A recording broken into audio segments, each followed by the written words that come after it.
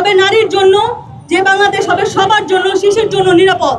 অথচ আমরা দাঁড়িয়েছি ধর্ষণের বিচারের দাবিতে, আমরা দাঁড়িয়েছি প্রচলিত যে অত্যাচার হচ্ছে সেই অত্যাচারের বিচারের দাবিতে আমাদেরকে দাঁড়াতে হয়েছে।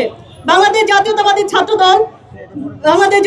ছাত্রদল আমরা আজকে এই মানববন্ধনের মাধ্যমে সবাইকে জানাতে চাই যে এই যে বাংলাদেশে যে বিচারহীনতার একটি অবস্থা যে প্রচলিত হয়েছে, এই মব তৈরি হচ্ছে, এই মবের বিরুদ্ধে আমরা এই বর্তমান যে অন্তর্বর্তীকালীন সরকার আছে তাদের কাছে আমরা সর্বোচ্চভাবে দাবি জানাতে চাই যে দ্রুত সময়ের মধ্যে এদের বিচার নিশ্চিত করে আমাদেরকে নিরাপত্তা দান করতে হবে, আমরা যাতে ঘরে বাইরে এবং সব জায়গায় সর্বোচ্চ নিরাপদ অনুভব করতে পারি। অতএব নারীকে পণ্য হিসেবে না, নারীকে নারী হিসেবে মূল্যায়ন করতে হবে। আমি আরেকটা কথা স্পষ্ট করে বলতে চাই, নারীর পোশাক নিয়ে যখন মন্তব্য করে একটা শ্রেণী, তখন বলতে চাই আমার বোন আসিয়া সে কি নারী হয়েছিল?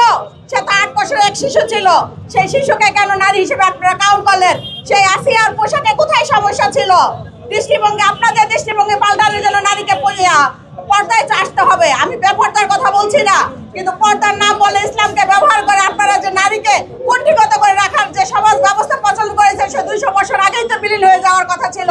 কিন্তু সেই আমরা এখন কি দেখতে পাচ্ছি, বর্বর হায়নার মতো 1971 সালে পাক বাহিনীরা যেভাবে আমাদের মা বোনের উপর ঝাঁপিয়ে পড়েছিল, আজ সেই জায়গায় এসে আমরা দাঁড়িয়েছি। আপনারা দেশ থেকে কোথায় নিয়ে যাচ্ছেন? কাদের ইন্ধনে নিয়ে যাচ্ছেন? কারা দিচ্ছে?